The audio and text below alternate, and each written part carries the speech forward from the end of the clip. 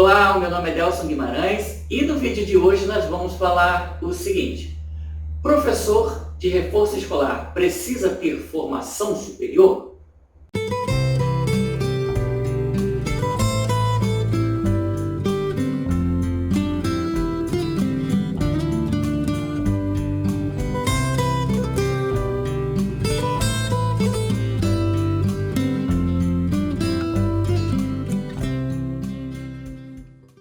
Então, nobres heróis da educação, antes da gente começar esse assunto, eu já quero pedir para você curtir, compartilhar e se inscrever no canal. Sabe por quê? Senão você vai esquecer no final e não é legal. Terminou tudo com aula, né? Não tem problema não. Eu quero pedir para você também seguir nas redes sociais, nas nossas redes sociais. Eu vou deixar todos os links aí na descrição desse vídeo para você não esquecer. Vai lá que tem mais conteúdo, tá? No canal tem muitos vídeos para professores de reforço escolar. Quando você acessa ali, tem uma playlist ali chamada, esqueci o nome, era empreendedorismo, agora é mentoria para professores. Enfim, alguma coisa para professores você vai ver lá, tá? Então, aí você acessa que tem muitos vídeos, eu falo sobre matrícula, contrato, os 10 passos para iniciar um reforço escolar, um monte de coisa lá, tá? Aproveita lá que é tudo de graça. Muito bem, olha, o nosso assunto de hoje é: professor de reforço escolar precisa ter formação superior para exercer essa profissão? Veja bem, antes da gente dizer sim ou não, eu tenho 3 tópicos para falar para a gente entender esse assunto como um todo. E aí você precisa assistir até o final, porque senão você vai achar que pode fazer de qualquer maneira e não pode, não é bem assim, tá? É aquele é e não é, que você só sabe até o final. Então assiste o vídeo até o final. O primeiro tópico nós vamos falar sobre curso livre e se ele está dentro da definição de educação, que é educação. O segundo tópico nós vamos falar sobre a regulamentação de cursos livres, tá? E no terceiro tópico nós vamos falar sobre uma lei, chamada Lei do Bom Senso. Isso mesmo, tem essa lei também, tá? E eu espero que você esteja dentro dela. Todos nós precisamos estar dentro, tá? Então vamos lá. O que é educação? Segundo a LDB, que é a Lei de Diretrizes e Bases da Educação Nacional, ela diz o seguinte lá no artigo 1. A educação abrange os processos formativos que se desenvolvem na vida familiar, na convivência humana, no trabalho, nas instituições de ensino e pesquisa, nos movimentos sociais e organizações da sociedade civil e nas manifestações culturais. Então veja que a definição de educação, como uma boa parte das pessoas acredita, eu, pelo menos, acreditava há muitos anos atrás que educação, quando falava educação, era, educação é o quê? É a escola. Também tem aquela coisa da educação sobre comportamento dentro de casa. Menino mal educado, sai daí, para com isso, menino. Então, isso aí também acaba sendo, né? Quer dizer, isso aí na verdade é falta de educação. Mas a educação, o termo educação, por definição, pela LDB, é muita coisa. Olha, abrange os processos formativos que se desenvolvem na vida familiar, inclusive essa que eu acabei de falar, do menino sem educação, que agora tem que ter educação. Olha lá, hein? E na convivência humana, nós precisamos entender os conceitos dessa vivência em sociedade. No trabalho, que também é parecido com isso, nas instituições de ensino e pesquisa, que já é mais dentro daquela ideia da educação tradicional que a gente já conhece, escola, né? Nos movimentos sociais, bacana, isso é educação, e organizações da sociedade civil e nas manifestações culturais. Veja que, mais uma vez, a LDB ela define educação de forma muito abrangente. E nós que trabalhamos com reforço escolar, estamos diretamente ligados a essa definição. Não tem como ser diferente. Até os processos de formação ali da família, na convivência com as pessoas, no trabalho, nas manifestações culturais, tudo isso é educação. Por que reforço escolar não é educação? É educação, sim. Tá? Então, por ser educação, ele tem algumas coisas aqui para ser enquadrado, né? Para nós enxergarmos como ele precisa se comportar, ou melhor dizendo, como nós precisamos nos comportar, já que estamos dentro dessa definição. tá? Bom, lá no artigo 39, no parágrafo 2, artigo 39, parágrafo 2, diz assim: a educação profissional e tecnológica abrangerá os seguintes cursos. Inciso 1, de formação inicial e continuada ou qualificação profissional. O artigo 39, inciso 2, parágrafo 2, ele tem 3 incisos, tá? Inciso 1, 2, 3, mas o 2 e o 3 é falar acho que de ensino médio e superior, se não me engano, que não interessa pra gente está querendo aqui falar sobre cursos livres, e é exatamente nesse inciso 1 que vai falar sobre qualificação profissional, é onde entra aí os cursos livres, né?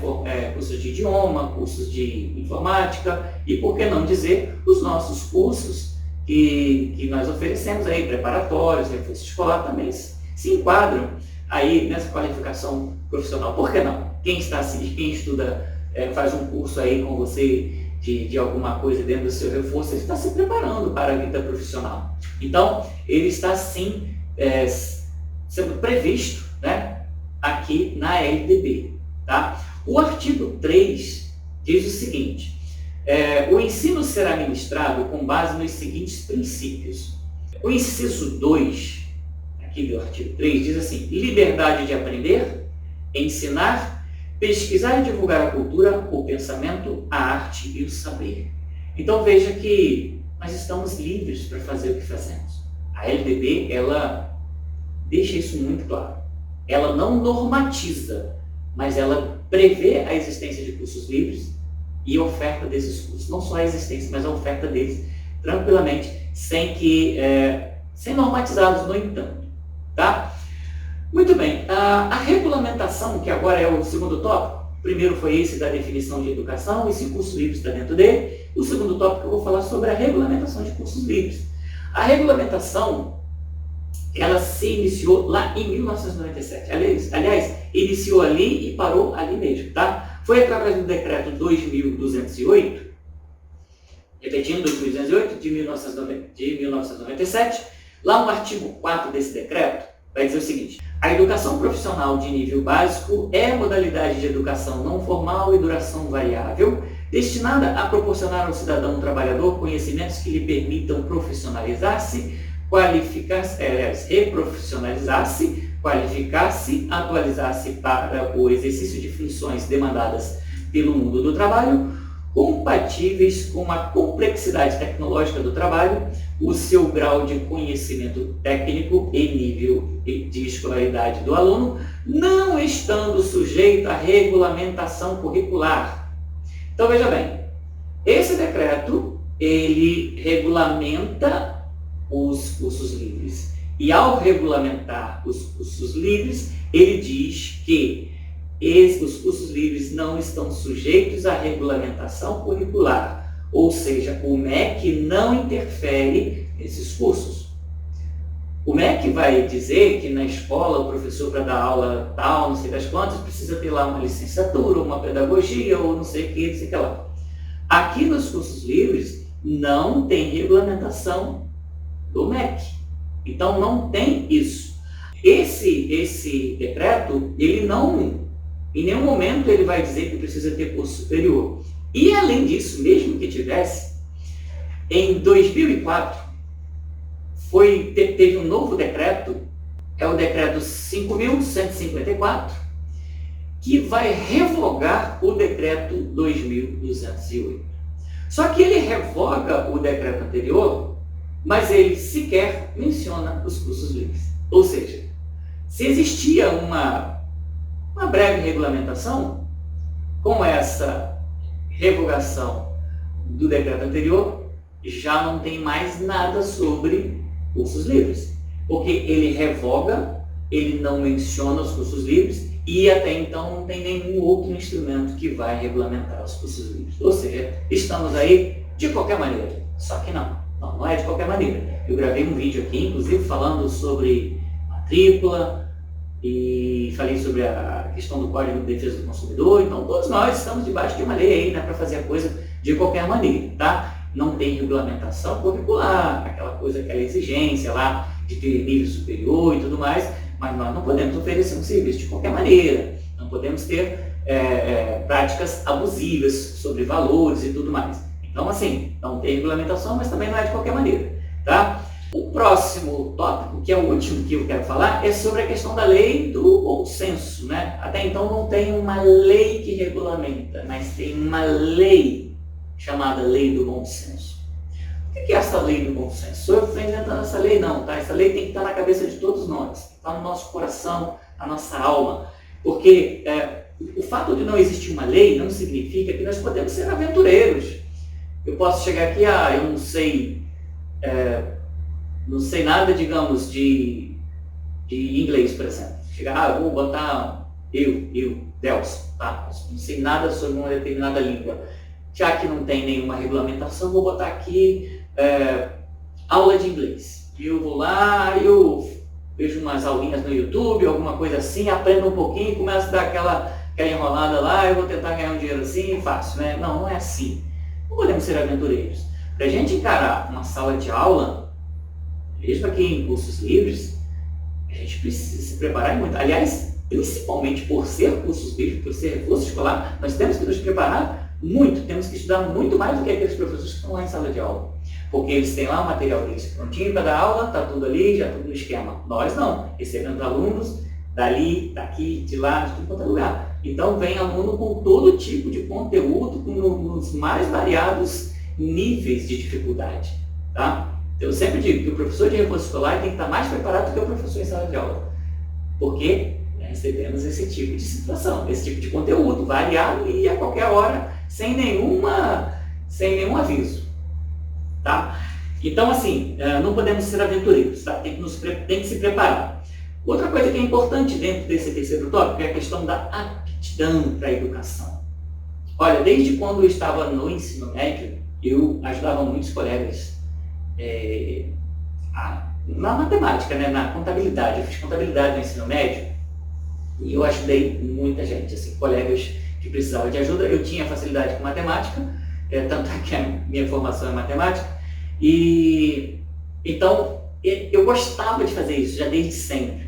Eu estudei música também na Escola de Música Vila Lobos e aqui em outras escolas aqui no Rio. Na presença do rei, por isso eu danço na presença do rei. E às vezes a gente reunia os colegas e estudava junto. Tinha colegas que iam para minha casa, então sempre gostei de dar aula. Então eu vi desde o início que eu tinha aptidão para isso. É você gostar de fazer aquilo, é você procurar querer cada vez mais, você gosta daquilo, você consegue transmitir o conhecimento, e à medida que você vai percebendo que você vai aprimorando, você quer cada vez mais. Então, para você perceber se você tem aptidão, você vai logo notar essas primeiras características aí. Você vai gostar, vai começar a fazer, ou vai ficar irritado com aquilo. Se começou a se irritar, já não é tua área, tá? Vai por mim. Uma outra coisa, qualidade. Qualidade. Você, apesar de não ter uma formação, você pode ter qualidade, tá? Você tem que se preparar, tem que estudar. Não é só o professor que terminou lá a faculdade que sabe mais do que todo mundo. Se você é alguém que estuda, que corre atrás, hoje nós vivemos num mundo de informação. O YouTube tem muita coisa boa, tem muitos cursos por aí que ensinam muito, muito, muito, e que você aprende muito mais do que muitas coisas que a gente vê na faculdade, tá? Vai por mim, treina. Sugiro que você caia para dentro de uma faculdade para melhorar, mas não significa que você não se prepara também até certo ponto aqui fora, tá?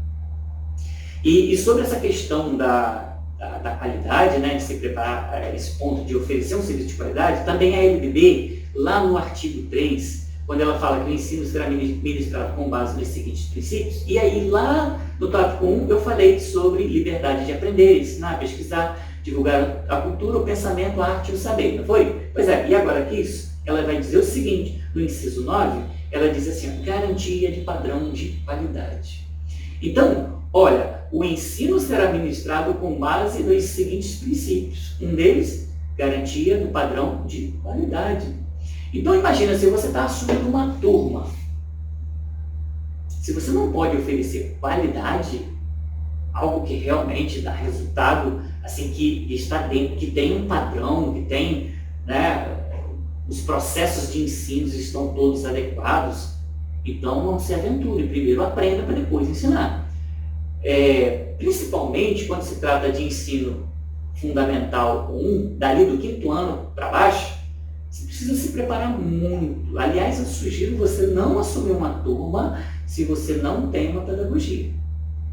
Ou que pelo menos tenha trabalhado como auxiliar de alguém que tem a pedagogia, que lidou com isso no dia a dia. Porque pode ser que você tenha alguém na família que trabalhou com reforço escolar durante muitos anos e você auxiliou essa pessoa, você aprendeu ali durante alguns anos. Então, você está se preparando na prática, no dia a dia. Então, é viável você dar aula assim, tá? Mas não vai na cara e na coragem não, porque vai dar zebra, hein? Vai dar zebra. Não é porque a lei te permite que você vai fazer a coisa de qualquer maneira.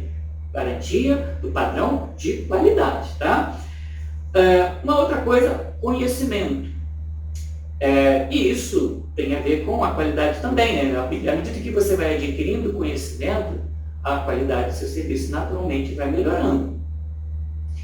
E como que é esse conhecimento, né? Olha, o conhecimento da matéria, o conhecimento do processo de ensino, como que ele ocorre, como que você vai lidar com uma criança. Ensinar uma criança não é a mesma coisa que uma criança aí do 3º, 4º ano, 5º, não é a mesma coisa de ensinar uma criança do 8º, 9º ano, do 7º. À medida que a criança vai evoluindo, vai passando para as séries seguintes, a cabeça dela vai ficando mais aberta para compreensões mais difíceis. Eu me lembro que quando eu comecei com o reforço escolar, a professora Denise, que é a minha esposa, ela que já começou lá desde 1993, né? Eu sei que eu comecei em 2007 e mais ou menos ali perto desse iniciozinho, um certo dia eu estava dando aula, eu sempre dei aula de matemática aqui para o pessoal, ajuda um pouquinho também em português, mas pouca coisa, tá? Não me aventuro muito não. Tem até alguns vídeos de português no meu canal falando sobre letras e fonemas, dígrafos, tem uns vídeos aí também que eu me aventurei e vou gravar outros também. Acho que se a gente conhece algumas coisas, a gente pode gravar sim. Tá? Inclusive pedi até a revisão do conteúdo para uma das nossas professoras aqui. Mas vamos para esse assunto lá da professora Denise, que me deu um puxão de orelha. Eu estava lá dando aula para uma criança, não lembro se ela era do 4º ano, do 5º, não sei, 6º ano, não lembro. Mas é uma criança. E no início, eu achava assim, eu vou simplesmente usar a linguagem que eu uso normal, para ensinar qualquer pessoa. E eu comecei explicando, e aqueles termos técnicos todos, não sei o quê, e vou explicando, e quadro, e vai. Aí a menininha, ai meu Deus, eu me lembro até hoje, ela me olhava assim, calma, assim. Aí eu olhei para ela, tá tudo bem, você tá entendendo? Aí ela, hã? Aí eu vi que eu não estava entendendo. Só que já tinha alguém já me olhando, que era minha esposa. Aí ela falou assim, Deus, fica rapidinho. Aí eu, vamos lá. Aí ela disse, olha, você sabe o que ela está ouvindo? Eu falei, ela está ouvindo o que eu estou falando. Ela, não está ouvindo o que você está falando. Ela está ouvindo você falar assim, ó, blá, blá, blá, blá, blá. Eu, como assim blá, blá, blá? Ó, blá, blá, blá. As crianças não entendem essa linguagem. Você vai ensinar assim lá para os maiores, aqui para os pequenos, você tem que ter outra linguagem. Você tem que... Aí, enfim, aí eu tive que observar cada vez mais como ela... a estratégia que ela usava para transmitir o conhecimento, e é totalmente diferente. Então, o que eu aconselho você fazer é não se aventure nunca, principalmente em se tratando de ensino fundamental 1. As crianças, elas já trazem um modelo de ensino um pouco engessado da escola tradicional. Tá? Umas regras assim, uns padrões, umas coisas todas quadradinhas, não deixa o aluno pensar muito livre. Então eles têm muito assim, é conta de quê? É de menos, é de dividir, é de multiplicar. Eu sempre até falo para os meus alunos aqui, conta de quê? É de somar? Eu não. É de subtrair? Não. É de multiplicar? Não. É de dividir? Não. É de quê então? É de pensar. Porque hoje o ensino, infelizmente, ele ainda é muito engessado. Então a gente tem que saber lidar com isso. Você pega as crianças que trazem aqueles conceitos da escola, e aí você tem que trabalhar em cima daqueles conceitos, fazer com que elas entendam aqueles conteúdos, saber ajudá-los a interpretar. E não é simples, não é como uma linguagem que você usa para os adultos. Tá? E pensando também nessa preocupação que a gente tem com esse aprimoramento, se você vai trabalhar com o reforço escolar, tendo formação ou não, se prepare cada vez mais. Eu me lembro que quando eu comecei, eu não fui assim, vou pegar o ensino fundamental, o ensino médio, nada disso. Eu comecei apenas, lá em 2007, apenas com a 5ª série, que é hoje o 6º ano. Eu me lembro que eu peguei um livro chamado Vencendo com a Matemática. Eu peguei aquele livro, eu comi aquele livro, eu resolvi todos os exercícios, todos, do início ao fim. Tá? Depois, no ano seguinte, não lembro se foi o ano seguinte, porque nós paramos, acho que paramos em 2009, voltamos em 2010, teve um ano que a gente parou. Enfim, não lembro se a gente parou. Comecei em 2007, acho que a gente parou, ou foi em 2008, 2009, enfim, um desses anos aí. Eu sei que logo na sequência eu peguei o livro do 7º ano e caí para dentro também. E depois caí para dentro do 8º e assim fui. Eu fui fazendo uma coisa após a outra. O preparo ele tem que ser constante e gradativo. Tá? Não tenta abarcar tudo não, que vai dar zero. É importante que você tenha uma sequência, uma forma gradativa de se aprender para poder ensinar. Outra coisa que eu queria te falar sobre a questão da escrita. Né? Se você vai trabalhar com reforço escolar, não só a escrita, né? Estou falando da escrita, você tem uma boa escrita para os alunos, que é uma luta constante minha, tá? Mas uma boa escrita no sentido de também a questão dos recados, né? Quando você escreve para os pais, manda um recadinho lá, eu não sei se você usa agenda, a gente não usa agenda aqui não, mas às vezes manda um recadinho, ou pelo WhatsApp, ou pelo, enfim, diversas formas que a gente manda recados. A gente observa o seguinte, uma necessidade muito grande de saber ter uma pontuação razoável, né? Não vou dizer que eu sou perfeito, eu erro muito, inclusive falando aqui, erro toda hora, escrevendo também erro bastante, mas eu procuro melhorar cada vez mais a questão da pontuação, saber quando é que eu vou usar a crase de verdade, regra do porquê, A com H, sem H, afim, separados, juntos, enfim. Tudo isso a gente precisa aprimorar. E só vamos nos aprimorar bastante nessa questão da escrita e da forma como a gente vai se comunicar através da escrita, se a gente ler bastante. Tá? Então leia, não só coisas da educação, leia coisas, questões sociais. Eu aqui mesmo tenho alguns livros aqui, tem um montão de livros aqui que eu já li vários deles, tem aqui de religião, tem de literatura, tem de questões sociais, tem de matemática, tem de tudo aqui. Então, eu procuro sempre, eu tenho pouquíssimo tempo, o tempo que eu tenho, eu procuro gravar vídeos, eu procuro criar conteúdos aqui para o reforço. Também estou escrevendo um livro, ainda não sei qual vai ser o título desse livro, mas é para professores de reforço escolar. Agora nas férias o tempo todo, dia e noite escrevendo, mas ainda falta aí uns 5 ou 6 capítulos, e fora que eu já vinha desde um ano atrás escrevendo, quando sempre que tinha um tempinho. Quando estiver pronto eu vou comentar em algum lugar aqui no canal, para você conhecer o meu livro, que vai sair, eu espero que saia no primeiro semestre de 2022. Se não sair, vai sair no segundo, uma hora vai sair, tá? E quando sair eu te aviso. Muito bem, você fica de olho aqui no canal, tá? Então, gente, além disso também, uma coisa que eu coloquei aqui, é a questão da didática, tá? Não adianta você só conhecer, você só entender os processos.